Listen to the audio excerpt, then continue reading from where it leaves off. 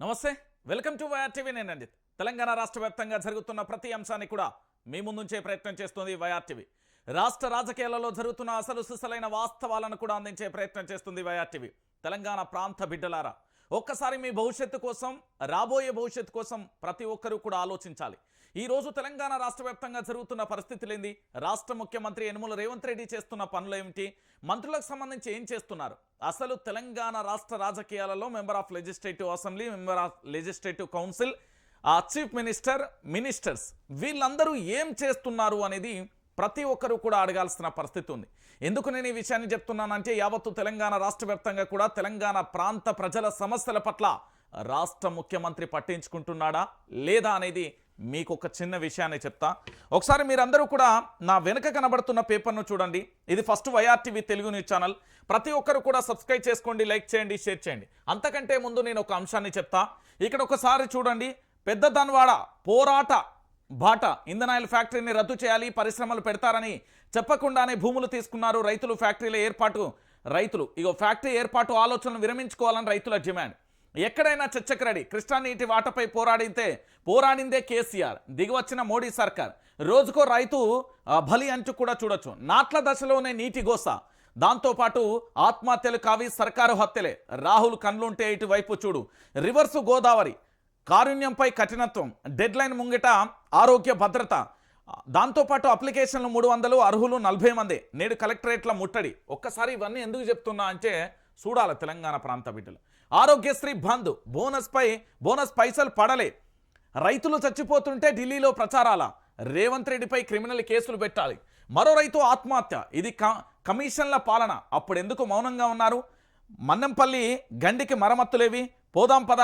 కుమరవెల్లి దాంతోపాటు అరవింద్ గాలి మాటలు ఇకనైనా మానుకో అంటూ కూడా పూర్తి స్థాయిలో ఎన్ని సమస్యలు కనబడతా ఉంటే మా ముఖ్యమంత్రి అండి మా తెలంగాణ రాష్ట్ర ముఖ్యమంత్రి చూడండి సీఎం రేవంత్ బోటు షికార్ సింగపూర్లో పర్యటిస్తున్న సీఎం రేవంత్ రెడ్డి ఆదివారం బోటు షికారు చేశారు నదుల పునర్జీవం చారిత్రాత్మక ప్రయత్నాలు నీటి నిర్వహణలో పురోగతి గురించి స్థానిక అధికారులను సీఎం రేవంత్ రెడ్డి అడిగి తెలుసుకున్నారు ఎక్స్ వేదికగా తన అనుభవాలను పంచుకున్నారు వరల్డ్ క్లాస్ హైదరాబాద్ను తయారు చేయడమే తన ధ్యేయమని పేర్కొన్నారు ఇంకా ఉత్తమ పద్ధతులను నేర్చుకొని హైదరాబాద్ను ప్రపంచ నగరంగా తీర్చిదిద్దుతామని ఆయన అన్నారు అంటూ కూడా చెప్పిన పరిస్థితి కనబడుతుంది ఎప్పుడు జనవరి 19వ తారీఖు సింగపూర్లో రాష్ట్ర ముఖ్యమంత్రి యనుమల రేవంత్ రెడ్డి ఇది పర్యటన ఎందుకు ఇదంతా చెప్తున్నా అంటే తెలంగాణ ప్రాంత బిడ్డలకు వాస్తవాలు తెలవాలి ఇప్పుడు మా ముఖ్యమంత్రి ఎక్కడ ఉన్నాడు సింగపూర్లో ఉన్నాడు మా ముఖ్యమంత్రి ఏం చేస్తున్నాడు అనేది కూడా యావత్తు తెలంగాణ సమాజానికి కూడా అర్థమైపోయింది కదా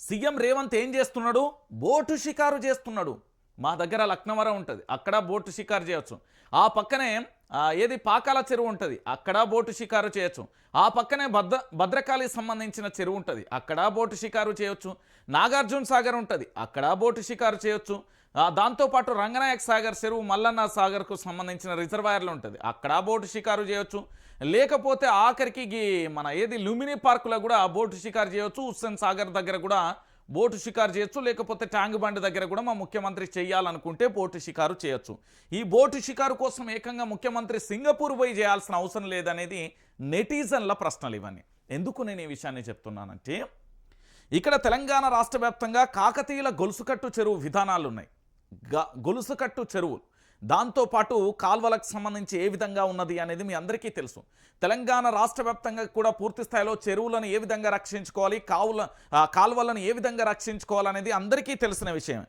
కానీ మా ముఖ్యమంత్రి యనుమల రేవంత్ రెడ్డి సింగపూర్లో పర్యటిస్తూ నదుల పునర్జీవం చారిత్రక ప్రయత్నాలు నీటి నిర్వహణలో పురోగతి గురించి స్థానిక అధికారులను సీఎం రేవంత్ రెడ్డి అడిగి తెలుసుకున్నాడట ఇక్కడ మా సీఎం రేవంత్ రెడ్డి బోటు షికారు చేస్తా అంటే ఇక్కడ వీళ్ళందరూ సెల్ఫీలు దిగుతారు ఒకసారి చూడుర్రి నేనేమంటున్నానంటే ముఖ్యమంత్రి యనుమల రేవంత్ రెడ్డి గారు తన అనుభవాలను ఎక్స్ వేదికగా పంచుకున్నారట వరల్డ్ క్లాస్ హైదరాబాద్ను చెయ్యడమే తన ధ్యేయమని పేర్కొన్నారు అవును నిజమే వరల్డ్ క్లాస్ కాదు ఇంకేదైనా చేస్తాడు ఎందుకంటే తెలంగాణ రాష్ట్ర వ్యాప్తంగా ఇప్పటివరకు మూసితోని బాధితుల ఆర్తనాదాలు చూస్తాం దాంతోపాటు ఇంకోవైపు పూర్తి స్థాయిలో కూడా హైడ్రాకు సంబంధించిన ఆర్తనాదాలు చూస్తాం ఇప్పుడు మనోడు ఏకంగా పూర్తి స్థాయిలో కూడా సింగపూర్ పర్యటనలో బోటు షికారు చేస్తూ అక్కడ అధికారులను వివరాలు అడిగి తెలుసుకుని నదుల పునర్జీవం యొక్క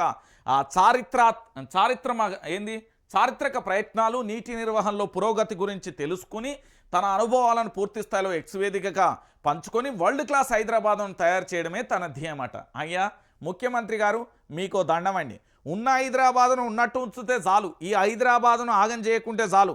హైడ్రా వచ్చింది, బలిసినోళ్ళకు ఒక న్యాయం, పేదోడికి ఒక న్యాయం అయిపోయింది. మూసీ కూడా గదే పనిచేసింది. మీ యొక్క కపట రాజకీయాలు మా దగ్గర వద్దు నాయనా. ఎందుకంటే తెలంగాణ రాష్ట్ర వ్యాప్తంగా పూర్తి స్థాయిలో ప్రజలకు అన్నీ కూడా అర్థమైపోతున్నాయి. ఈ తెలంగాణలో వాస్తవాలు ఏంటి, అవాస్తవాలు ఏంటి అనేది యావత్తు తెలంగాణ సమాజానికి కూడా తెలుస్తున్నది. సింగపూర్ పర్యటన చేసి బోటు షికారికి వెళ్ళి అక్కడ చారిత్రక ఏంది నీటి పునర్జీవనానికి సంబంధించి అక్కడ అన్ని విషయాలు తెలుసుకోవాల్సిన అవసరం లేదు. మా దగ్గర వరంగల్ జిల్లా అనేది ఉంటుంది. అక్కడ కాకతీయులు పరిపాలించిన గొలుసుకట్టు చెరువు విధానానికి సంబంధించి అవి తెలుసుకుంటే సరిపోతుంది. ఇప్పటికీ కాలువలకు సంబంధించి, చెరువులకు సంబంధించి పునర్జీవనం ఏ విధంగా ఉంది, నీటి లభ్యత ఎట్లున్నది, ఆ నీళ్లు ఎక్కడెక్కడ నుండి వస్తాయి అనేది కూడా తెలుసుకుంటే సరిపోతుంది. నేనేమంటున్నానంటే తెలంగాణ ప్రాంత బిడ్డలారా, ఇక్కడ తెలంగాణ రాష్ట్ర వ్యాప్తంగా ఇన్ని సమస్యలు జరుగుతూ ఉంటే మా ముఖ్యమంత్రి బోటి షికారు చేస్తూ చాలా హ్యాపీగా ఉన్న పరిస్థితి కనబడుతుంది. అవును, రైతులు చనిపోయారు, అయితే ఏం చేద్దాం, గిట్లున్నాడు మా ముఖ్యమంత్రి. తెలంగాణలో సమస్యలు మాత్రం పట్టట్లేదు. పోనీ ముఖ్యమంత్రి విదేశీ పర్యటన వేయండు, ఆయన పెట్టుబడుల కోసం వేయండా, బోటు షికారు కోసం వేయండా, తన అనుభవాలను పంచుకోవడానికి వేయండా, లేకపోతే సంవత్సర కాలంలో పూర్తి స్థాయిలో 365 రోజులు పూర్తి అయిపోయింది. సింగపూర్లో ఉన్న తన స్నేహితులు లేకపోతే అక్కడ ఉన్న తెలుగు వాళ్ళతోని ఇక్కడ పూర్తి స్థాయిలో సంవత్సర కాలంలో గణనీయంగా తాను చేసిన అతిపెద్ద పనులు ఏంది అని గప్పాలు చెప్పుకోవడానికి పోతుండా, ఏం చెప్పుకోవడానికి పోతుండో మనకు తెలియదు. మొత్తానికైతే సింగపూర్ పర్యటనకైతే వెళ్ళిన పరిస్థితి కనబడుతుంది. ఆ సింగపూర్ పర్యటనలో భాగంగా సారు బోటు షికారు చేస్తున్న పరిస్థితి కూడా కనబడుతుంది. సో నేనేమంటున్నానంటే తెలంగాణ ప్రాంత బిడ్డలారా, మీరందరూ కూడా ఆలోచించాల్సిన విషయం ఏంటి అంటే, ఇక్కడ యనుమల రేవంత్ రెడ్డి తెలంగాణ రాష్ట్ర వ్యాప్తంగా పూర్తి స్థాయిలో కూడా సమస్యల వలయంలో ఉంటే ఆ సమస్యలన్నీ పక్కన పెట్టి విదేశీ పర్యటనలో భాగంగా వెళ్ళినప్పటికీ కూడా ఇంకొక విషయం ఏంటంటే, ముఖ్యమంత్రి గారు లేకపోతే ఉప ముఖ్యమంత్రి గారు పట్టించుకోరు, మంత్రులు పట్టించుకోరు, ఎవరు పట్టించుకోకపోతే ఇది ఏం తెలంగాణ రాష్ట్రాన్ని వల్లకాడు చేసేందుకే వీళ్ళ ప్రయత్నాలు కొనసాగుతాయా? విదేశీ పర్యటనల పేరుతోని, పెట్టుబడుల పేరుతోని, రకరకాల పేర్లతోని ఇప్పటి వరకు వెళ్ళి కదా విదేశీ పర్యటనలు. ఇప్పటి వరకు ఎన్ని ఎంఓఈలు కుదిర్చిలు, తెలంగాణ రాష్ట్రానికి ఎన్ని వేల కోట్ల పెట్టుబడులు తెత్తాలు, ఎన్ని కంపెనీలు తెత్తాలు, ఎవేవి తెలంగాణ రాష్ట్ర ప్రజల ప్రయోజనాల కోసం చేస్తున్నారు అనేది ఒకటన్నా తెలుసా అండి? చెప్పిండా అండి? ఒక్కసారి తెలంగాణ ప్రాంత బిడ్డలు ఆలోచించాలి. ఇంకొక విషయం ఏంటంటే, తెలంగాణలో పూర్తి స్థాయిలో మరొక బాధాకరమైన సంఘటన ఏంటంటే, గిది చూడురు ఒకసారి. అరే ఈయన ఎవరో ఫస్ట్ గుర్తుపెట్టుకోండి నాయన. నేనేమంటున్నానంటే, ఈ రాష్ట్రానికి సంబంధించిన మంత్రులు చాలా మందికి మనకు తెలియట్లేదు. రేపో నేను ఈ పాంప్లెంట్ పట్టుకొని పబ్లిక్ని అడిగితే కూడా మాకు తెలియదనే పరిస్థితి అయితే వచ్చింది. నేనేమంటున్నానంటే, వీరు మంత్రి గారండి, వైద్య ఆరోగ్య శాఖ మంత్రి దామోదర రాజనరసింహ. పేరు గుర్తుపెట్టుకోరు ప్లీజ్, రిక్వెస్ట్. ఎందుకంటే ఆరోగ్య శాఖ మంత్రి ఎవరు అంటే చాలా మంది 100% మంది చెప్తలేరు. జరా గుర్తుపెట్టుకోరు. మా ముఖ్యమంత్రి గుర్తున్నాడు కదా, యనుమల రేవంత్ రెడ్డి గారిని మర్చిపోతే కేసులు అయితే అనవసరంగా మీరు ఇబ్బంది పాలు కాకురి, నేను కూడా గుర్తుపెట్టుకోరు. అయితే చాలా మట్టికి కూడా ఈ మంత్రి గారు ఎక్కడున్నారో కాస్త ఆచూకీ కావాలి. మళ్ళీ ఎందుకు ఈ మాట మాట్లాడుతున్నా అంటే, ఆరోగ్యశ్రీ సేవల గురించి ఇప్పటికీ అనేక మంది డాక్టర్లు, అనేక మంది కూడా తమ వాళ్ళ యొక్క బాధలను వెళ్ళబుచ్చుకుంటూ పూర్తి స్థాయిలో చెప్తున్న పరిస్థితి కనబడుతుంది. ఆ డాక్టర్లు ఏమంటున్నారు, ఏం కథ అనేది కూడా చూస్తే మనం ఒక ఇంత ఆశ్చర్యాన్ని వ్యక్తం చేయాల్సిన పరిస్థితి ఏర్పడుతుంది. తెలంగాణలో పూర్తి స్థాయిలో కూడా ఆరోగ్యశ్రీకి సంబంధించి ప్రైవేటు దవాఖానా డాక్టర్లు అందరూ కూడా పైసలు, ఆరోగ్యశ్రీకి పైసలు కావాలంటూ లొల్లి పెడుతున్నారు. ఆరోగ్యశ్రీ పథకం 2007లో వైఎస్ రాజశేఖర రెడ్డి గారు మొదలుపెట్టారు. పేదవాడికి కార్పొరేట్ వైద్యం అందించడానికి చిన్న హాస్పిటల్స్ కూడా ఇన్వెస్ట్ చేసి తమకు తాము కార్పొరేట్ స్థాయికి ఎదవాకి ఈ పేషెంట్స్ కు మారుమూల జిల్లాల్లో కూడా ఈ ఆరోగ్యశ్రీ వైద్య సదుపాయం అందిస్తున్నారు. రైట్, మారుమూల గ్రామంలో కూడా ఆరోగ్యశ్రీ సేవలు అందించేందుకు చిన్న హాస్పిటల్ కూడా కార్పొరేట్ స్థాయి వైద్యం అందించేందుకు వాళ్ళు శ్రీకారం చుట్టిల్లు అని చెప్తున్నారు. అయితే ఇక్కడ ఏం జరిగింది అనేది ఒకసారి చూద్దాం. ఆరోగ్యశ్రీ బంద్, రాష్ట్ర వ్యాప్తంగా నిలిచిపోయిన సేవలు, పెండింగ్ బకాయిల కోసం డిమాండ్, 1000 కోట్లు చెల్లించాలంటూ నెట్వర్క్ హాస్పిటళ్ల పట్టు. గత ప్రభుత్వంపై నెపాన్ని నెట్టేసిన మంత్రి దామోదర, పట్టింపు లేదన్న మాజీ మంత్రి హరీష్ రావు, పాలన గాలికి వదిలేసి సింగపూర్లో రేవంత్ బోటు షికార్లు, నెట్టింట విమర్శల వెల్లువ అంటూ కూడా చూడొచ్చు. ఒకసారి చూద్దాం అసలు కథ ఏందో. ప్రజాపాలనలో రాజీవ్ ఆరోగ్యశ్రీని 10 లక్షలకు పెంచామని గొప్పగా చెప్పుకుంటున్న రేవంత్ సర్కార్ ఆచరణలో మాత్రం తీవ్ర నిర్లక్ష్యాన్ని ప్రదర్శిస్తుంది. కాంగ్రెస్ 6 గ్యారంటీలలో ఒకటైన ఆరోగ్యశ్రీని అటకెక్కించింది. బకాయిల చెల్లించడంలో ప్రభుత్వ అలసత్వాన్ని నిరసిస్తూ Telangana Aarogyasri network hospital association తమ సేవలను నిలిపివేస్తున్నట్లు ప్రకటించింది.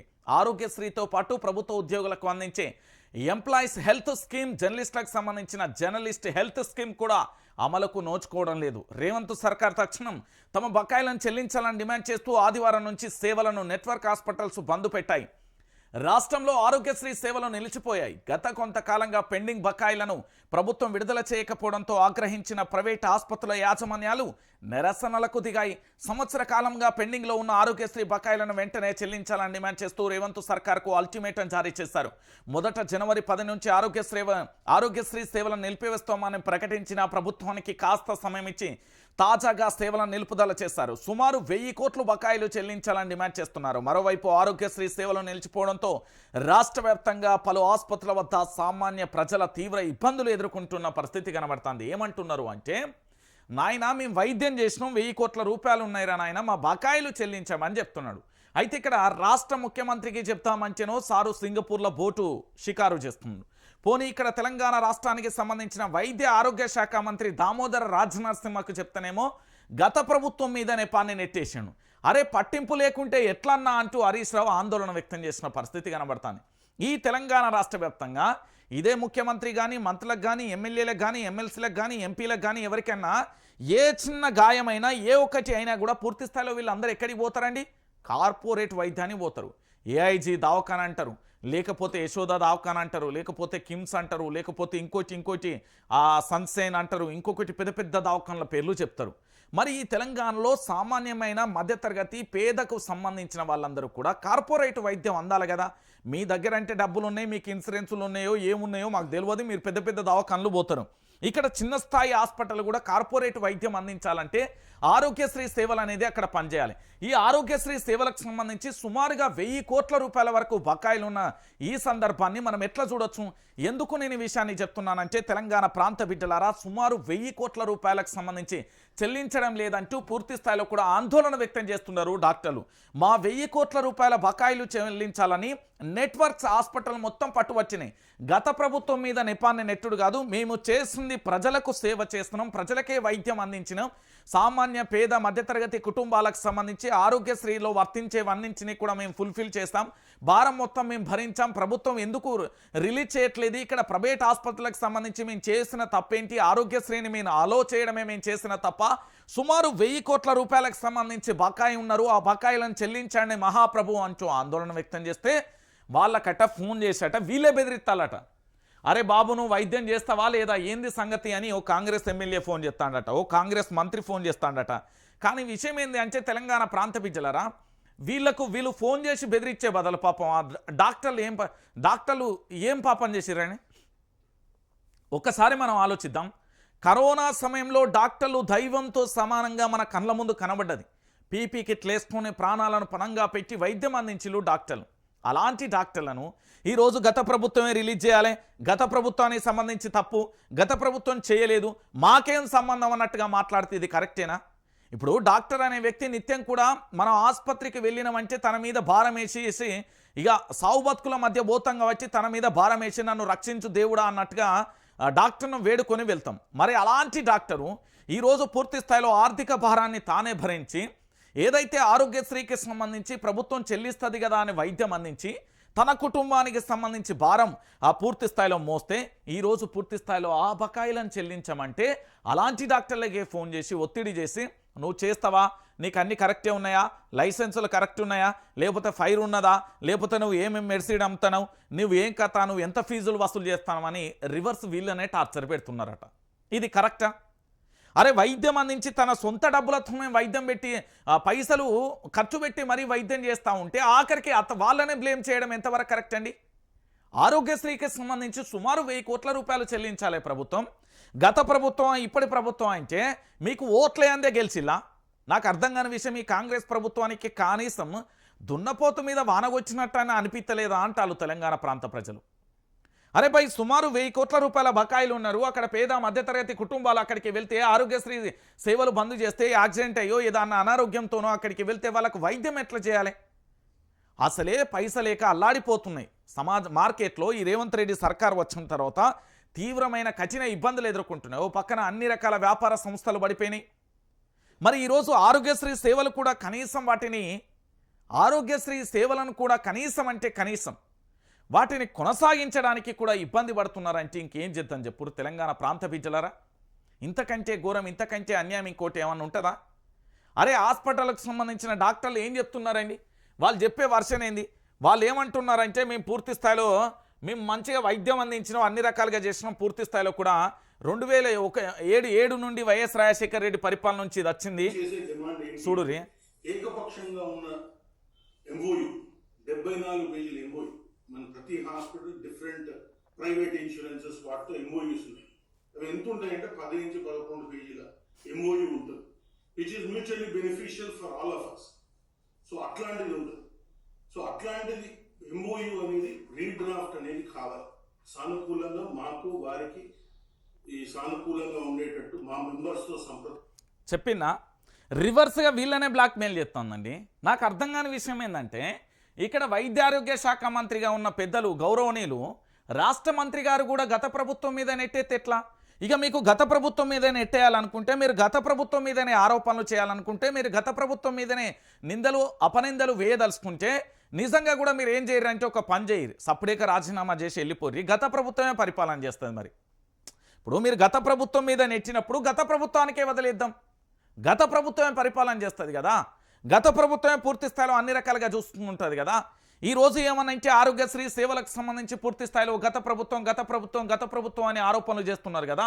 మరి గత ప్రభుత్వం మీదనే ఆరోపణలు చేసే బదులు గత ప్రభుత్వానికే వదిలేద్దాం అంటున్నాం. ఈ ప్రభుత్వాన్ని కూడా మాకు పరిపాలన చేయడం రావట్లేదు, లేకపోతే గత ప్రభుత్వానికి సంబంధించిన పెండింగ్ బకాయిలు, గత ప్రభుత్వానికి సంబంధించిన అన్ని సమస్యలు అన్నింటినీ కూడా పూర్తి చేసిన తర్వాత మళ్ళీ వచ్చి పరిపాలన చేద్దరు తీరు. అప్పటిదాకా రెస్ట్ తీసుకుంటారా? మరి ఈ వైద్య ఆరోగ్య శాఖ మంత్రి గతంలో తన్నీరు హరీష్ రావు చేసిండు కదా, మరి ఇచ్చేస్తారా? చెప్పుర్రి, నేనేమంటానంటే ఇస్తారా అని అడుగుతూ ఉన్నా ఈరోజు నేను. అరే ఎంత దారుణం అండి! ఆరోగ్యశ్రీ సేవలను రాష్ట్ర వ్యాప్తంగా నిలిచిపోవడం ఎంత ఘోరం ఇది. ఇప్పటికే పేద బడుగు బలహీన వర్గాలకు సంబంధించి వాళ్ళ ఆసుపత్రి వద్ద తీవ్రమైన ఇబ్బందులు ఎదుర్కొంటున్న పరిస్థితి కనబడుతుంది. మరో పక్కన ఇంకా ఆశ్చర్యకరమైందంటే ఆరోగ్యశ్రీ సేవలు పోలీసు వాళ్ళకు కూడా బంద్ పెట్టిన పరిస్థితి కానీ అందరికీ బంద్ పెట్టిలు. ఇప్పుడు అందరూ సమానమే. ఇవాళ ఇక్కడ ఎవరు ఎక్కువ ఎవరు గొప్ప అనేది ఏమీ లేదు, వైద్యం అందరికీ సమానమే. డాక్టర్లు పాపం వాళ్ళకు 1000 కోట్ల రూపాయల బకాయిలు ఉన్నాయా ఈ చెల్లించరా నాయన అంటే వాళ్ళనే మీకు ఎంఓయూలు కానీ మీకున్న జీవోలు కానీ ఆ 74 పేజీలకు సంబంధించి లేదా 7 నుంచి 12 పేజీలకు సంబంధించిన ఏదైతే ఉంటుందో మీకు అన్ని కరెక్ట్ ఉన్నాయా, మీకు ఎట్లున్నాయి, ఏం కథ, మీకు సంబంధించి లైసెన్సులు కరెక్ట్ ఉన్నాయా, మీకు అన్ని రకాలుగా ఏంది అనేది వాళ్ళని రివర్స్ బ్లాక్మెయిల్ చేస్తున్నారట. ఇది గత ప్రభుత్వం తప్పు, మాకేం సంబంధం లేదని ఈ ప్రభుత్వం ఇట్లా మొత్తం ఏంది అంటే దున్నపోతు మీద వాన కొడితే దులుపుకున్నట్టు దులుపుకున్నది అనేది తెలంగాణ డాక్టర్లు అంటున్నారు. అంటే ఇంతకంటే ఘోరం, ఇంతకంటే దారుణం ఇంకేమైనా ఉంటుందా? ఎందుకు నేను ఈ విషయాన్ని చెప్తున్నానంటే తెలంగాణ ప్రాంత బిడ్డలారా, ఈరోజు ముఖ్యమంత్రి గారేమో సింగపూర్లో బోటు షికారు చేస్తారు, రాష్ట్రానికి సంబంధించిన ఆరోగ్య శాఖ మంత్రి ఏమో నాకు సంబంధం లేదంటాడు, రాష్ట్రానికి సంబంధించిన మంత్రులేమో పట్టించుకోరు, రాష్ట్రానికి సంబంధించిన ఏ ఒక్క అధికారు స్పందించడు. మరి ఏమైపోవాలి ఆరోగ్యశ్రీ అంటున్నా నేను. ఆరోగ్యశ్రీ సేవలకు సంబంధించి ఏమైపోవాలి అంటే ఆరోగ్యశ్రీ నడవద్దా? ఒక మంచి ఉద్దేశంతో ప్రతి ఒక్క పేద వ్యక్తికి కూడా కార్పొరేట్ స్థాయి వైద్యం అందించాలని ఒక మంచి లక్ష్యంతో వైఎస్ రాజశేఖర రెడ్డి ప్రారంభిస్తే ఈరోజు దాన్ని తూర్పు పెట్టే ప్రయత్నం చేస్తున్నారండి. ఎంత ఘోరమైంది! నేను చెప్పిన కదా మీకు, మళ్ళీ ఘంటాపదంగా చెప్తున్నా, ఇది ఇందిరమ్మ కాంగ్రెస్ కాదు, ఇది కల్తీ కాంగ్రెస్, వలసవాదుల కాంగ్రెస్, నికార్సైన కాంగ్రెస్ వాదుల పార్టీ కాదు. ఇప్పుడు ఉన్నది కల్తీ. అది ఇప్పుడు బయట హోటళ్ళల్లో ఫుడ్ పాయిజన్లు అవుతాయంటే, బయట హోటళ్ళల్లో తిండి తినకుర్రా అంటారు, మొత్తం కల్తీలు ఉంటాయని ఆరోపణలు చేస్తూ ఉంటారు కదా. గట్లనే ఈ కాంగ్రెస్ పార్టీ కూడా కల్తీ కాంగ్రెస్. ఒకనాటి కాంగ్రెస్ కాదు, ఒకనాటి ఇందిరమ్మ రాజ్యం కాదు, ఒకనాటిది కాదు, ఇది నేటి కల్తీ కాంగ్రెస్. నేను చెప్తున్నా కదా, రాష్ట్ర ఆరోగ్య శాఖ మంత్రి దామోదర్ రాజనరసింహ గారు, మీరు వైద్య ఆరోగ్య శాఖ మంత్రి అయితే దాని మీద పునఃసమీక్షించి వాళ్ళ డిమాండ్లు ఏందో పరిష్కరించి వాళ్ళకి ఇవ్వాల్సిన 1000 కోట్ల బకాయిలు ఇయ్యిర్రి. వాళ్ళ ఇళ్ళ కోసమో, వాళ్ళ భార్య పిల్లల కోసమో, వాళ్ళ దావకాన్ల కోసమో, వాళ్ళ వ్యక్తిగత జల్సాల కోసమో ఏం ఖర్చు పెట్టలే. వాళ్ళు ఒక పేద మధ్యతరగతి కుటుంబాలకు సంబంధించి వాళ్ళు అనారోగ్యంతో వస్తే వాళ్ళకు మంచి ట్రీట్మెంట్ అందించి ఇంటికి పంపించిన బకాయిలకు సంబంధించి పూర్తి స్థాయిలో జేసీలు. మరి దాని గురించి ఈరోజు పూర్తి స్థాయిలో కూడా గిట్ల చేస్తే ఏం చేయాలన్నాయా?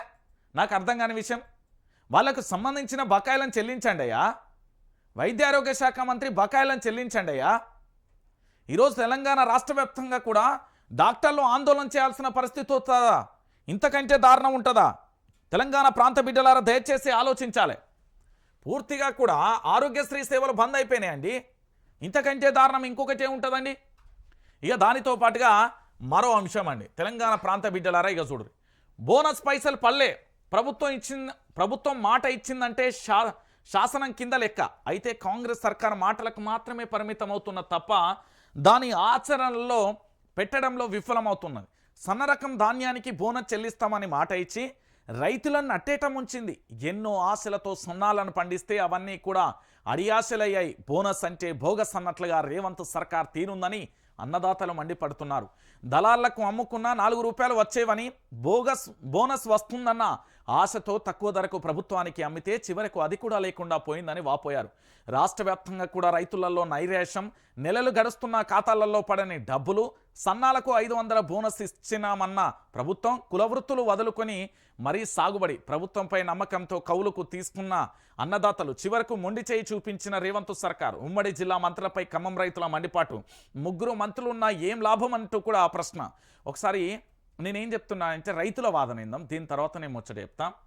నెల రోజులు అవుతున్న బోనస్ పర్లేదు. సన్నవడ్ల బోనస్ డబ్బుల కోసం ఎదురుచూపులతో కళ్ళు కాయలు కాస్తున్నాయి. నెల రోజులు అవుతున్న ఖాతాలలో డబ్బులు జమ కాలేదు. ప్రభుత్వం మాట విని బోనస్ కోసం దిగుబడి తక్కువ వచ్చినా సన్నం ధాన్యం పండిస్తే ప్రభుత్వం సడిసప్పుడు లేకుండా వ్యవహరిస్తుంది. మహాలక్ష్మి వెంకట నరసయ్య, బుధరావుపేట గ్రామం, ఖానాపురానికి సంబంధించిన ఆయన. ఇక బోనస్ అనే మాట బోగస్. బోనస్ అనే మాట బోగస్ అని మరోసారి రుజువైంది. ప్రభుత్వాన్ని నమ్ముకొని ఉన్న ఎకరం భూమిలో సన్నవడ్లు సాగు చేశా. ఐకేపీ సెంటర్లో 10 క్వింటాల వడ్లు అమ్మకం చేసి నేటికి 4 రోజులు వస్తున్నా కూడా బోనస్ డబ్బులు మాత్రం అకౌంట్లలో జమ కాలేదు.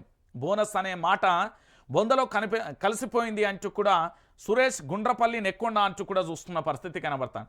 మా తాండాలో ఒక్కరికి రాలేదు. దళాలకు అమ్ముకొని నష్టపోవాల్సి వచ్చింది. మాకు సాగునీటి వసతి కూడా లేదు. ఏదో దేవుడి దయతో వర్షాలు పంటలు పండించుకున్నాం.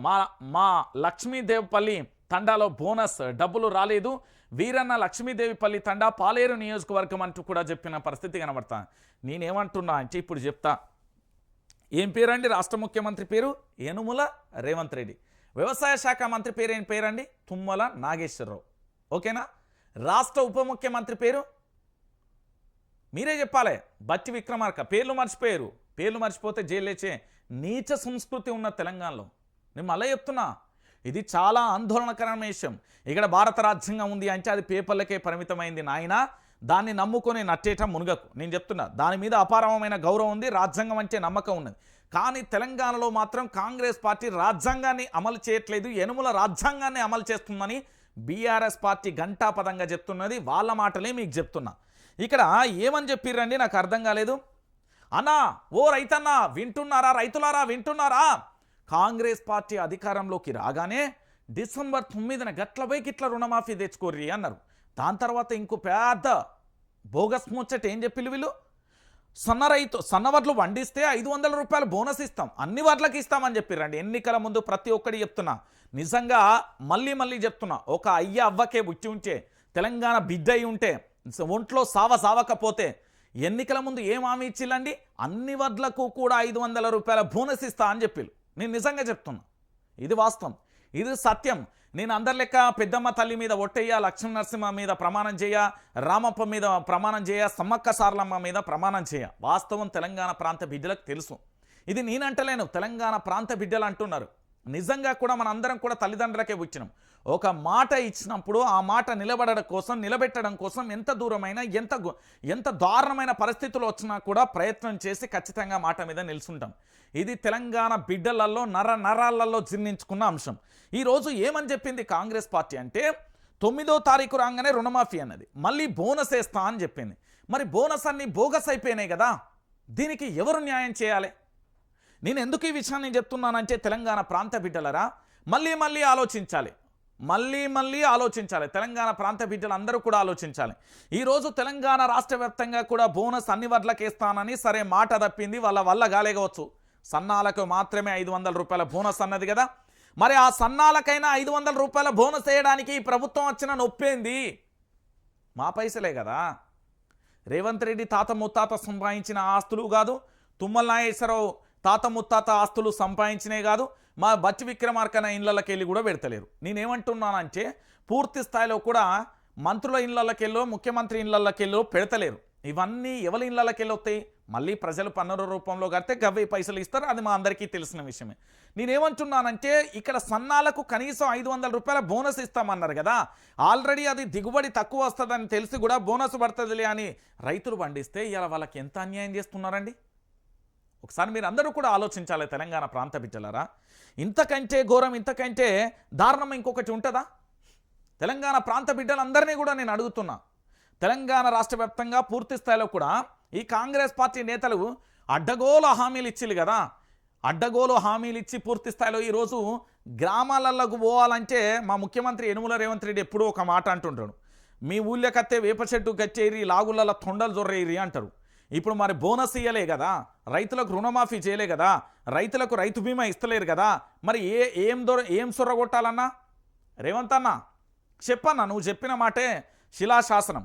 ఒక ముఖ్యమంత్రి కానీ ఒక పార్టీ కానీ ఏదైనా ఒక అంశాన్ని చెప్తే శాసనంగా ఉంటుంది. మరి ఏమైపోయింది నీ శాసనం? ప్రభుత్వం మాట ఇచ్చిందంటే అది శాసనం కింద లెక్క. మరి అలాంటి శాసనం కింద ఉన్న లెక్క ఈరోజు ఏమైపోయింది? కనీసం బోనస్ పైసలు కూడా పడలే అన్న. ఏం చేద్దాం చెప్పు రేవంత్ అన్న? తెలంగాణ రాష్ట్ర వ్యాప్తంగా పూర్తి స్థాయిలో కూడా ఇంత మంచిగా ఇంత చక్కగా ఉన్న తెలంగాణలో పూర్తి స్థాయిలో కనీసం పైసలు బోనస్ పంటలు పండించి నెల రోజులైతుంది. దానిని పూర్తి స్థాయిలో అమ్ముకోవడానికి కొనుగోళ్లలో ఇబ్బంది పడ్డారు. ఇక కష్టమో నష్టమో భరించి అమ్ముకుంటే ఇప్పటి వరకు దానికి దిక్కు దివాన లేకుండా పోయిందండి తెలంగాణ ప్రాంత బిడ్డలరా. ఇంతకంటే ఘోరం ఇంకేముంటుందండి? తెలంగాణ రాష్ట్ర వ్యాప్తంగా రైతులను ఇది రైతు ప్రభుత్వం కాదు, రైతు వ్యతిరేకి ప్రభుత్వం. బసిరిబా కాల్పులలో పూర్తి స్థాయిలో కూడా మనం చూస్తున్నాం కదా. ఇక చూడరు, నేను అంటే మళ్ళా అంటారు. ఇక మరో రైతు ఆత్మహత్య, బ్యాంక్ అధికారుల వేధింపులు, పురుగుల మందు తాగి బలవన్ మరణం. ఉట్నూరులో ఘటన, వరుస ఆత్మహత్యలపై హరీష్ రావు దిగ్భ్రాంతి. ప్రాణాలు తీసుకోవద్దంటూ వినపం, ప్రభుత్వాందే బాధ్యత అంటూ ఆగ్రహం అంటూ కూడా చెప్పిన పరిస్థితి కనబడతాను. నేనేమంటున్నానంటే తెలంగాణ ప్రాంత బిడ్డలందరికీ చెప్తున్నా, నేను ఒక అంశాన్ని చెప్తా, మీరేమనుకోకుర్రి. ఒక అంకెలు చెప్తా. 1 2 3 4 1 2 3 4 5 6 7 8 9 10. సంచలనం, తెలంగాణలో సంచలనం. 1 2 3 4 5 6 7 8 9 10 తెలంగాణలో సంచలనం. ఇవి ఏ కార్పొరేట్ విద్యా సంస్థలకు వచ్చిన ర్యాంకులు కాదు, శ్రీ చైతన్య, నారాయణ లాంటి విద్యా సంస్థలకు వచ్చిన ర్యాంకులు కాదు. తెలంగాణలో మొట్టమొదటి మరణం, రైతు ఆత్మహత్య మహబూబాద్ జిల్లాకు సంబంధించి చోటు చేసుకుంటే నిన్నటికి నిన్న ఆదిలాబాద్ జిల్లాకు సంబంధించి జరిగింది. ఈ తెలంగాణలో కాంగ్రెస్ పార్టీ వచ్చినప్పటి నుంచి ఇప్పటి వరకు 402 మంది 402 మెంబర్స్ రైతులు ఆత్మహత్య బలవన్మరణానికి పాల్పడ్డారండి. అంటే మా రేవంత్ సర్కార్ వచ్చిన తర్వాత, మా కాంగ్రెస్ పార్టీ అధికారంలోకి వచ్చిన తర్వాత రైతు వ్యతిరేకి ప్రభుత్వమా రైతు అనుకూల ప్రభుత్వమా మీరు ఆలోచించండి. ఒక ఇంట్లో ఒక పెద్ద మనిషిగాక ఆర్థిక ఇబ్బందులే కావచ్చు, పంట నష్టమే కావచ్చు, రుణమాఫీ విషయంలోనే కావచ్చు, మార్టిగేజ్ విషయంలోనే కావచ్చు, ఇతరత్ర బ్యాంకర్ల వేధింపులతోని ఆత్మహత్యకు పాల్పడ్డారంటే ఆ ఇంటికి సంబంధించిన కుటుంబాన్ని బజారు పాలు కాదా? రోడ్డు మీద నిలబెట్టట్టు కాదా? వాళ్ళ బ్రతుకులేంది? వాళ్ళ భవిష్యత్తు ప్రశ్నార్థకం కాదా? ఒక్కసారి ఆలోచించండి. ఒక ఇంట్లో ఒక ఎనగర్ర కూలిపోతే ఆ ఇల్లు మొత్తం కూలిపోతుంది కదా. మరి అలాంటిది తెలంగాణ ప్రాంత బిడ్డలారా, ఈరోజు తెలంగాణ రాష్ట్ర వ్యాప్తంగా జరుగుతున్న ఈ ప్రధానమైన ఎపిసోడ్లలో మీరందరూ కూడా ఆలోచించండి దయచేసి. నేనేమంటున్నానంటే తెలంగాణ ప్రాంత బిడ్డలారా, రైతులకు సంబంధించి ఆత్మహత్యలు చేసుకున్నారు. దాదాపుగా 1 నుంచి 402 ఆత్మహత్యలు ఈ తెలంగాణలో చోటు చేసుకున్నాయని చెప్తున్నా. దానికి సంబంధించిన లిస్ట్ కూడా ఉన్నదండి నా దగ్గర. ఎందుకు నేను ఈ విషయాన్ని చెప్తున్నానంటే యావత్తు తెలంగాణ సమాజానికి సంబంధించిన మేధావులు ఇకనైనా కళ్ళు తెరుస్తారేమో, మేధావులకు సంబంధించి ఇకనైనా మేల్కుంటారేమో. ఈ తెలంగాణ రాష్ట్ర వ్యాప్తంగా రైతులు ఆత్మహత్య చూసి దానికి సంబంధించి ఆందోళనకు సంబంధించి పూర్తి స్థాయిలో ఇప్పటికైనా మేల్కుంటారేమోనని నేను ఒక మాట చెప్తున్నా. 402 మంది రైతులు ఆత్మహత్య చేసుకున్నారంటే ఇంతకంటే దారుణం, ఇంతకంటే ఘోరం ఇంకేముంటుందండి తెలంగాణ ప్రాంత బిడ్డలరా? దాదాపుగా తెలంగాణ రాష్ట్ర వ్యాప్తంగా 402 మంది 365 రోజులలో కాంగ్రెస్ పార్టీ అధికారంలోకి వచ్చిన కేవలం కొన్ని రోజులలో మాత్రం ఇంతమంది రైతులు ఆత్మహత్య చేసుకున్నారంటే ఇది రైతు వ్యతిరేక ప్రభుత్వమా, రైతు అనుకూల ప్రభుత్వమా? ఒకసారి ఆలోచించండి. ఇప్పటికే రైతులకు సంబంధించిన, రైతులకు కావాల్సిన రైతు రుణమాఫీ చేయలే, రైతులకు సంబంధించిన బోనస్ ఇవ్వలే, రైతులకు సంబంధించిన పెట్టుబడి సాయం అందలే, ఇన్ని రకాలుగా పూర్తి స్థాయిలో రైతులను నట్టేట ముంచుతున్న ఈ ప్రభుత్వాన్ని మనం ఏం చేద్దాం? ఎందుకంటే పూర్తి స్థాయిలో ఆత్మహత్యలు రోజు రోజుకు పెరిగిపోతున్నాయి. చాలా బాధాకరమైన విషయం. నేను రైతులకు కూడా వినమ్రంగా కూడా వినవించుకునేది ఒకటే, ఆత్మహత్యలు పరిష్కారం కాదు, మన రోజులు వస్తాయి, కాస్త ఓపిక పట్టండి. దయచేసి చెప్తున్నా, మీరు ఈరోజు కష్టం వచ్చిందని మీ కంటి రెప్పను, మీ శ్వాసను వదిలితే రేపు భవిష్యత్తులో మీ కుటుంబం పూర్తి స్థాయిలో ఆ కంటి నిండా నిద్రపోలేక, ఆ శ్వాసను తీర్చుకోలేక అగచాట్లు కష్టాలు అనుభవించాల్సి వస్తుంది. సమాజం ఉండొచ్చుగాక, ప్రభుత్వాలు ఉండొచ్చుగాక, అన్ని రకాలుగా ఉండొచ్చుగాక, కానీ ఏమీ చేయలేని పరిస్థితులలో ఉంటారు. దయచేసి ఆలోచించండి. మీ కుటుంబానికి మీరే పెద్ద దిక్కు. దయచేసి నేను రైతన్నలందరికీ కూడా చెప్తా ఉన్నా, తెలంగాణ రాష్ట్ర వ్యాప్తంగా కూడా తెలంగాణ ప్రాంత బిడ్డలందరినీ కూడా నేను వేడుకుంటా ఉన్నా. ఈరోజు రైతులకు సంబంధించి పూర్తి స్థాయిలో కూడా ఇబ్బందికరమైన పరిస్థితులు ఏర్పడ్డ పరిస్థితి కనబడుతుంది. కాబట్టి తెలంగాణ రాష్ట్ర వ్యాప్తంగా పూర్తిగా కూడా దయచేసి మీరందరూ కూడా ఆలోచించాల్సిన విషయం ఇది. ఎందుకంటే తెలంగాణ రాష్ట్ర రాజకీయాలలో రైతుల ఆత్మహత్యలు అనేది రోజు రోజుకు పెరిగిపోతూ ఉంటే చాలా బాధాకరమైన సంఘటన వస్తుంది. కాబట్టి మీరందరూ కూడా ఆలోచించాల్సిన పరిస్థితి కనబడుతుంది. ఇక చూడుర్రి, రేవంత్ రెడ్డిపై క్రిమినల్ కేసులు పెట్టాలి, రైతు ఆత్మహత్య ముమ్మాటికి ప్రభుత్వ హత్య, రుణమాఫీపై ప్రభుత్వాన్ని అబద్ధాలే, అన్నదాతలు ఆత్మహత్యలు చేసుకోవద్దు, బీఆర్ఎస్ వర్కింగ్ ప్రెసిడెంట్ కేటీఆర్ విజ్ఞప్తి. రైతుల ఆత్మహత్యలకు ప్రభుత్వాందే బాధ్యతని రేవంత్ రెడ్డి సర్కార్ రుణమాఫీ చేయకపోవడం వల్లే ఆదివారం రైతు జాదవ్ దేవరావు ఆత్మహత్య చేసుకున్నాడని బీఆర్ఎస్ వర్కింగ్ ప్రెసిడెంట్ కేటీఆర్ ఆరోపించారు. రైతు జాదవ్ దేవరావు ఆత్మహత్య ఘటన తీవ్రంగా కలిచివేస్తుందని అన్నారు. రుణభారం ఆ రైతును ఎంతో వేధించిందో అర్థమవుతుందని అన్నారు. రుణమాఫీ పేరిట ప్రభుత్వం వేసిన మోసానికి రైతు నిండు ప్రాణం బలైపోయిందంటూ కూడా కేటీఆర్ మండిపడ్డ పరిస్థితి కనబడుతుంది. నేనేమంటున్నానంటే తెలంగాణ రాష్ట్ర వ్యాప్తంగా రైతుల ఆత్మహత్యలు కొనసాగుతూ ఉంటే ఈ ప్రభుత్వానికి సంబంధించి కనీసం చీమ కుట్టినట్టు కూడా అవుతలేదని తెలంగాణ రైతులు ఆగ్రహం వ్యక్తం చేస్తున్నారు. రైతు గనక పోరాటం మొదలు పెడితే సినిమా ఎట్లుంటుందో తెలుసు కదా. భారతీయ జనతా పార్టీని గడగడగడగడలాడించిలు. ఎందుకో తెలుసా? నల్ల చట్టాలకు వ్యతిరేకంగా పూర్తి స్థాయిలో కూడా పోరాటం చేసిలు. భారతీయ జనతా పార్టీకి చిచ్చు ఓపించిలు. మీకు ఇంకా ఉదాహరణ కూడా చూపెడతాడు. ఎందుకు అంటే భారతీయ జనతా పార్టీ దెబ్బకు దిగి వచ్చింది. ఇక చూడుని, ఒకసారి చూడు. ఢల్లేవాల్కు వైద్య చికిత్స నిరాహార దీక్ష చేపట్టిన రైతు నేత. దిగివచ్చిన మోడీ సర్కార్ రైతులతో చర్చలకు కేంద్రం సిద్ధం. ఫిబ్రవరి 14న చర్చకు రావాలని రైతు సంఘాలకు పిలుపు. రిపబ్లిక్ డే రోజున తమ నిరసన కవాతుతో మార్పు లేదన్న రైతులు అని కూడా చెప్పిన పరిస్థితి కనబడుతుంది. ఇది రైతుతో పెట్టుకుంటుండు రేవంత్ రెడ్డి. ఏమనుకుంటుండే, రైతులు ఏం చెప్తారులే తెలంగాణ రైతులకు సంబంధించి అనుకుంటారు. ఈ తెలంగాణ రైతుల గురించి నీకు చరిత్ర తెలుసుకో, తెలంగాణ రైతులకు సంబంధించి పూర్తి స్థాయిలో పోరాటం ఏందో తెలుసుకో, తెలంగాణ రైతుల యొక్క పోరాటం పటిమేందో తెలుసుకో రేవంత్ రెడ్డిజీ. నేను ఎందుకు ఈ విషయాన్ని చెప్తున్నానంటే తెలంగాణ రాష్ట్ర వ్యాప్తంగా ఇప్పటి వరకు పూర్తి స్థాయిలో కూడా జరిగిన ప్రతి ఎపిసోడ్లలో కూడా పూర్తిగా కూడా వాస్తవాలు ఏంది, అవాస్తవాలు ఏంది అనేది కూడా నేను చెప్తున్నా కదా. ఈ తెలంగాణ రాష్ట్ర వ్యాప్తంగా కూడా జరుగుతున్న పరిణామాలలో భాగంగా రైతుల జోలికి వస్తే ఆఖరికి ప్రధాని నరేంద్ర మోడీ ప్రభుత్వం కూడా చర్చలకు సఫలీకృతం మనం చర్చిద్దామంటూ కూడా రైతులను పిలిచిన పరిస్థితి కనబడుతుంది. అంటే తెలంగాణ ప్రాంత బిడ్డలందరికీ కూడా అర్థం కావాల్సిన విషయం. ఇక దీనితో పాటు ఇంకొక విషయం ఏంటంటే తెలంగాణ రైతులారా, ఈరోజు పూర్తిగా కూడా తెలంగాణ రాష్ట్ర వ్యాప్తంగా జరుగుతున్న ఈ ఎపిసోడ్లలో భాగంగా మరి రేవంత్ రెడ్డి మీద క్రిమినల్ కేసులు పెట్టాలి కదా. పలానా వైఆర్టీవీ రంజిత్ అట ప్రశ్నిస్తున్నాడట. వైఆర్టీవీ న్యూస్ ఛానల్ వేదికంగాన ఆయన తెలంగాణ ప్రాంతానికి సంబంధించిన ప్రజలందరినీ కూడా ఉసిగొలుపుతున్నాడంటూ నా మీద అడ్డగోలుగా పూర్తి స్థాయిలో కూడా కేసులు పెట్టిలు కదా. రకరకాలుగా ఇబ్బందులు పెడుతున్నారు కదా. పోలీస్ స్టేషన్లకు వెల్లుడు, సంతకాలు పెట్టుడు, స్టేషన్ల చుట్టూ తిరుగుడు, కోట్ల చుట్టూ తిరుగుడు, మానసికంగా వేధించుడు, పోలీసుల టార్చర్ పెట్టుడు చేస్తున్నారు కదా. కాలం ప్రతిదానికి సమాధానం చెప్తుందన్నా. ఈ 2-3 రోజులలో ఒక ట్రైలర్ వచ్చింది కదన్నా, ఇంకా భవిష్యత్తులో చాలా ట్రైలర్స్ వస్తాయన్నా. మీ ఖాందాని చేసే ప్రతి ముచ్చట తెలంగాణ సమాజం బట్టబయలు చేస్తుందన్నా. ఎందుకంత ఆవేశం? మాకు తొందర ఏం లేదు. మీరు 4 ఏళ్ళు ఉండాలి. మీరు 4 ఏళ్ళల్లో మీరు చేసే లంగా దొంగ పనులన్నీ బట్టబయలు కావాలి. తెలంగాణ ప్రాంత బిడ్డలు తెలవాలి. ఈ వైఆర్టీవీ వేదికగా వాస్తవాలు చెప్తున్నాడని ఈ ఛానల్ మీద రిపోర్ట్లు కొడుతున్నారు. నేనేమంటున్నానంటే ఈ దొంగలు లంగలకు భయపడేది లేదు. నేను బానిసను కాదు, నేను అమరుణ్ణి. నన్ను గనక ఖననం చేయదలుచుకుంటే ఈ తెలంగాణలో హైదరాబాద్ గడ్డ మీద ఈ తార్నాకాలనే చేయమంట. నేను చెప్తున్నా కదా, అంత ధైర్యవంతుని, అంత పిరికి పందాను కాదు నేను. ఉంటే ఉంటుంది, పోతే పోతుంది, కనురెప్పలాంటిది జీవితం. కానీ ఉన్నంతసేపు ఈ తెలంగాణ ప్రాంత ప్రజల కోసం ఏం పోరాటం చేసినాం అనేది ముఖ్యం. అందుకోసం నేను పోరాటం చేస్తూ ఉంటే పూర్తి స్థాయిలో కూడా ఈ ఛానల్ మీద రిపోర్ట్లు కూడా నేనేమంటున్నానంటే, ఇక్కడ సబ్స్క్రైబ్ చేయర్రి, ఇక్కడ లైక్ చేయర్రి. ఇక్కడ లైక్ చేస్తే వాని చెంప షెల్లు అంటుంది. నేను చెప్తున్నాను కదా తెలంగాణ ప్రాంత బిడ్డలారా, ఈ తెలంగాణ రాష్ట్ర వ్యాప్తంగా జరుగుతున్న ప్రతి ఎపిసోడ్లలో కూడా పూర్తి స్థాయిలో కూడా ఇక్కడ ప్రభుత్వం మీద మరి రేవంత్ రెడ్డే కదా 1 నుండి దాదాపుగా 400లకు సంబంధించి పూర్తి స్థాయిలో చేసిన పరిస్థితి కనబడుతుంది కదా. ఎందుకు నేను ఈ విషయాన్ని చెప్తున్నానంటే, తెలంగాణ ప్రాంత బిడ్డలందరికీ సంబంధించి కూడా చెప్తున్న పరిస్థితి కనబడుతుంది. నేనేమంటున్నానంటే, పూర్తిగా తెలంగాణ ప్రాంత బిడ్డలందరికీ కూడా అర్థం కావాల్సిన విషయం అండి ఈరోజు. ఎందుకు అంటే దాదాపుగా 402 మంది తెలంగాణ రాష్ట్ర వ్యాప్తంగా కూడా చనిపోయిన పరిస్థితి కనబడుతుంది. పూర్తిగా తెలంగాణ రాష్ట్ర రాజకీయాలలో ఇప్పటి వరకు కూడా తెలంగాణ ప్రాంత బిడ్డలకు సంబంధించి దాదాపుగా 402 మంది కూడా ఆత్మహత్య చేసుకున్న పరిస్థితి కనబడుతుంది. అంటే ఇంతకంటే దారుణం ఇంకేముంటుందండి తెలంగాణ ప్రాంత బిడ్డలారా. ఇక దీంతో పాటుగా రైతులు చచ్చిపోతుంటే ఢిల్లీలో ప్రచారాల రైతు రాజ్యం అంటే ఇదేనా? రైతు పచ్చి అబద్ధాలు, రేవంత్ రెడ్డి పచ్చి అబద్ధాలు మాట్లాడుతున్నారు. తెలంగాణకే దిక్కు లేదు, ఢిల్లీలో హామీలు ఇస్తున్నారు. రేవంత్ సర్కార్పై ఆర్ఎస్పీ మండిపాటు అంటూ కూడా చెప్పిన పరిస్థితి కనబడతాను. నేనేమంటున్నానంటే, రైతులు చచ్చిపోతుంటే ఢిల్లీలో ప్రచారాల రైతు రాజ్యం అంటే ఇదేనా? రేవంత్ పచ్చి అబద్ధాలు మాట్లాడుతున్నా, తెలంగాణకే దిక్కు లేదు, ఢిల్లీలో మాట్లాడుతున్నా. వాస్తవమే కదా. ఏం మాట్లాడుతున్నారు ఈయన? రేవంత్ రెడ్డి ఏం మాట్లాడుతున్నాడు?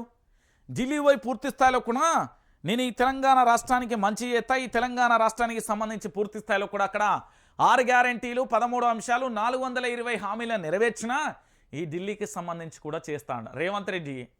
తెలంగాణనే నిన్ను ఎవ్వరు పట్టించుకుంటలేరు. అందుకే నీకు పగ, ఆవేశం, కోపం, ఉద్రిక్తత అన్నీ వస్తున్నాయి. ఒక మనిషికి ఉండాల్సినవన్నీ కూడా నువ్వు ఈగో సాటిస్ఫై కోసం ఏదేదో చేస్తున్నావు. కానీ తెలంగాణ రాష్ట్ర వ్యాప్తంగా కూడా నీ మీద తెలంగాణ ప్రాంత బిడ్డలు మామూలుగా లేరు, కోపంతో ఆగ్రహ ఆవేశాలతో ఉన్నారు. నేను ఎందుకు ఈ మాట చెప్తున్నానంటే, రేవంత్ రెడ్డికి బాగా తెలవాలి. తెలంగాణ రాష్ట్ర వ్యాప్తంగా పూర్తి స్థాయిలో కూడా ఇక్కడ జరుగుతున్న ఎపిసోడ్లలో నేను ఏమంటున్నానంటే, రేవంత్ రెడ్డి ఈరోజు నువ్వు ఢిల్లీకి పోయో, లేకపోతే ఇంకో కాడికి పోయో ఏదేదో చేద్దాం అనుకుంటున్నావు కదా. నువ్వు చేసేది ఏమీ లేదు రేవంత్ రెడ్డి. నేను చెప్తున్నా కదా, తెలంగాణ రాష్ట్ర వ్యాప్తంగా ఈరోజు నువ్వు చేసిన పాపకాండ ఏందో నేను ఒక్కసారి నీకు చూపెడతా. ఎందుకంటే సాక్ష్యాధారాలతోనే మాట్లాడతారు. రంజిత్ మాట్లాడితే ఊరికిరుకే ఉండదు ముచ్చట. ఏదో ఛానల్ మీ ఫేక్ వ్యూవర్షిప్ పెట్టుకుని, మీకు ఫేక్ నడిపించే అంత సీన్ మా దగ్గర లేదు. మాది ఏదున్నా జెన్యూన్ సబ్స్క్రైబర్స్ ఉంటారు. జెన్యూన్కు సంబంధించిన పూర్తి స్థాయిలో కూడా వాస్తవాలు మేము చెప్పే ప్రయత్నం చేస్తాం. నేనేమంటున్నానంటే, ఒక్కసారి గిది నూరి తెలంగాణ ప్రాంత బిడ్డలారా, గి చూడుర్రి, చూసినాక మీరే మాట్లాడు. అప్పటిదాకా ఇక నేనేం మాట్లాడా. ఇక చూడుర్రి,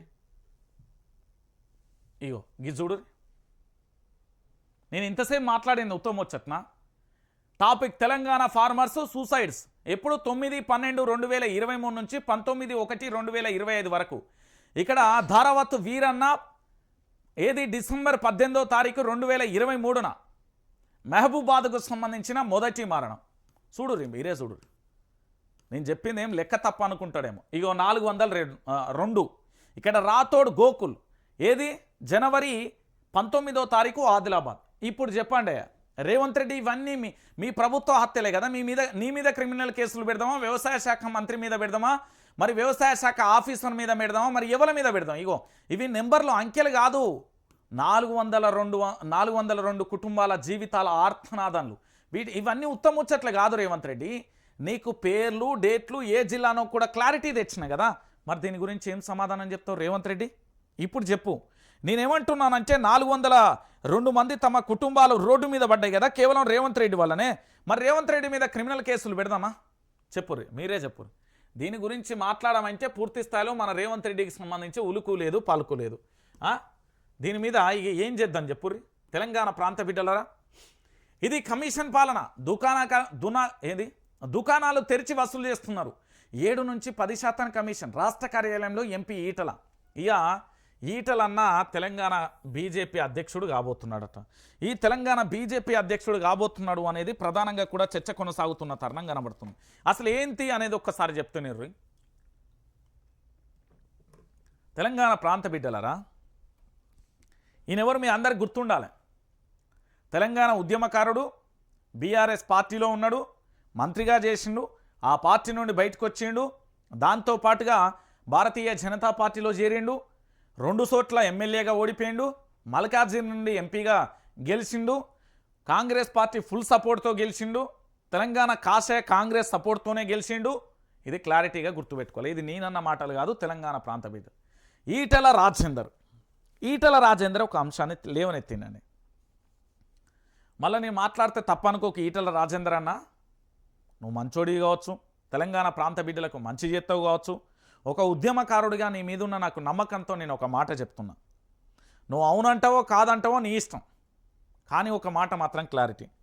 సరే, ఈటల రాజేందర్ అన్న ఒక మంచి మాట మాట్లాడి, ఇది కమిషన్ల పాలన, దుకాణాలు తెరిచి వసూలు చేస్తున్నారు, 7 నుంచి 10% కమిషన్. రాష్ట్ర కార్యాలయంలో ఎంపీ ఈటల ఏమంటున్నాడు అంటే, తన రాజకీయ జీవితంలో ఇంత అసమర్థత, అవినీతి ప్రభుత్వాన్ని చూడలేదన్నారు. ఒక బిల్లు మంజూరు చేయడం లేదని, 7 నుంచి 10% కమిషన్ లేనిదే చిన్న చిన్న బిల్లులు కూడా ఇవ్వడం లేదని ఈటల రాజేందర్ సంచలన ఆరోపణలు చేశాడు. మరి ఆ మంత్రి గారి భార్య ఎవరు? ఆ మంత్రి గారు ఎవరు? ఈ 7% 10% తీసుకున్న ఆ దద్దమ్మ సన్నాసి ఎవడు? దీని మరి పేర్లు బయట పెట్టలే అన్నా. దాంతోపాటు సెంట్రల్లో అధికారంలో ఉన్నది ఎవరు? భారతీయ జనతా పార్టీ. మరి భారతీయ జనతా పార్టీ ఏం చేయాలి? దర్యాప్తు సంస్థలకు ఆదేశాలు ఇవ్వచ్చు కదా, లేక పూర్తి స్థాయిలో మీ దగ్గర సాక్ష్యాలు ఉంటే కంప్లైంట్ చేయొచ్చు కదా. కేవలం నోటి మాట మాట్లాడద్దు రాజన్న. ఎందుకంటే నువ్వు కాబోయే భారతీయ జనతా పార్టీ రాష్ట్ర అధ్యక్షుడని రాసుకొత్తాలు. మరి అది నిజమేంతో అబద్ధమేంతో నాకు తెలియదు, కానీ ఇంకా అంటే పర్టిక్యులర్గా ప్రకటన రాలే. కానీ నేనేమంటున్నానంటే, ఇక నుండి మాట్లాడే ప్రతి మాట కూడా ప్రతిదీ కూడా ఉండాలి కదా రాజన్న. నేను అందుకే నీకు చెప్తున్నా. ఎందుకంటే తెలంగాణ రాష్ట్ర వ్యాప్తంగా కూడా పూర్తి స్థాయిలో కూడా నిన్ననే రాసుకొచ్చిల్లు, ఎన్నో చూసిన నేను ఖచ్చితంగా కూడా నిన్న రాసుకొచ్చిల్లు. నిన్న రాసుకొస్తే కూడా నేను చూసిన. ఇగోది అగ్గో వచ్చేడు. ఇక చూడు ఈటల రాజేందర్ గురించి ఇగో వచ్చింది. స్టేట్ చీఫ్ రేస్లో ఈటల సైతం ఆర్ఎస్ఎస్ వ్యక్తులే ఉండాలన్న నిబంధన లేదు. నెలాఖరు నాటికి కొత్త అధ్యక్షుడి నియామకం, వచ్చే అసెంబ్లీ ఎన్నికల వరకు కంటిన్యూ. మాకు ప్రధాన ప్రత్యర్థి కాంగ్రెస్ కేంద్ర మంత్రి కిషన్ రెడ్డి. బీజేపీ రాష్ట్ర అధ్యక్షుడి రేసులో మల్కాజ్గిరి ఎంపీ ఈటల రాజేందర్ సైతం ఉన్నారని కేంద్ర మంత్రి కిషన్ రెడ్డి అన్నారు. మీడియాతో శనివారం చిట్చాట్లో ఆయన ఆర్ఎస్ఎస్ వ్యక్తినే స్టేట్ చీఫ్గా నియమించాలనే నిబంధన ఎక్కడా లేదన్నారు.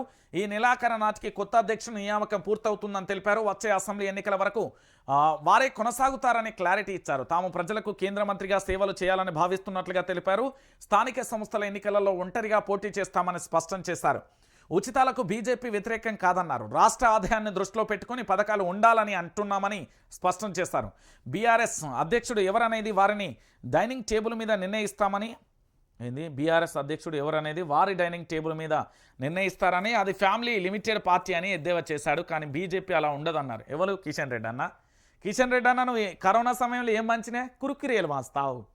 నువ్వేం చేసినావే? సికింద్రాబాద్ రైలు లిఫ్ట్ ఓపెనింగ్ చేస్తావు. నువ్వు కేంద్ర మంత్రి.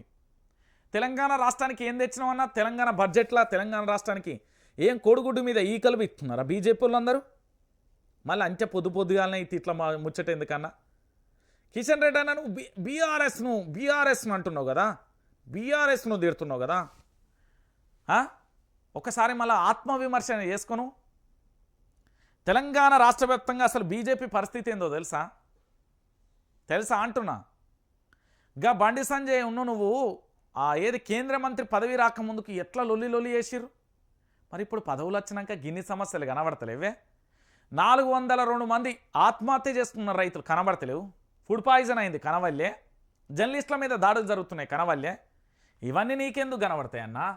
అయితే నేనేమంటున్నానంటే, ఈటల రాజేందర్ ఇక నుంచి మాట్లాడే సలహా ఇస్తున్నా. ఈటల రాజన్న అనే పేరున్నది కాబట్టి ఖచ్చితంగా కూడా పేర్లతో సహా బయట పెట్టన్నా, కుండ బద్దలు కొట్టు. తెలంగాణలో ఉన్నది కాషాయ కాంగ్రెస్ కాదు, మా వ్యతిరేకి కాంగ్రెస్ పార్టీ అని నిరూపించు.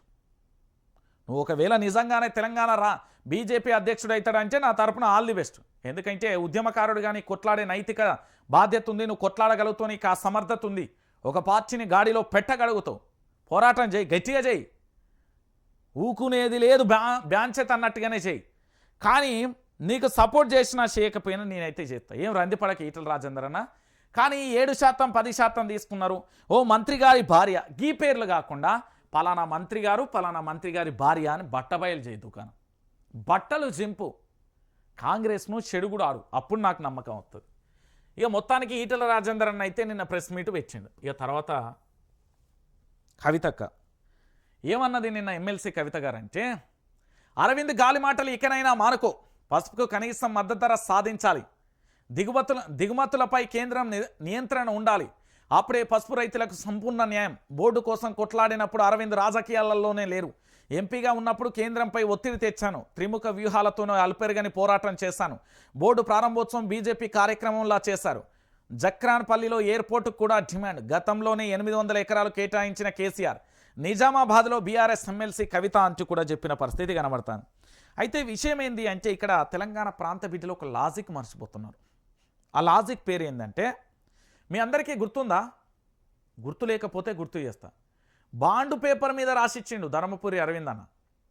ఏమని? పసుపు బోర్డు తీసుకొస్తా అని బాండు పేపర్ మీద రాసిచ్చి జాడపత్త లేకుండా పోయింది. మొదటి టర్మ్ అయిపోయింది, రెండో టర్మ్లో నిన్న మొన్న ప్రకటించారు. అంటే ఇది ఎవరి పోరాటం? గతంలో ఎమ్మెల్సీ కవిత దాంతోపాటు బీఆర్ఎస్ పార్టీ పూర్తి స్థాయిలో పోరాటం చేసింది, చేస్తే ఫలితం అనేది ఇవాళ వచ్చింది అంతే.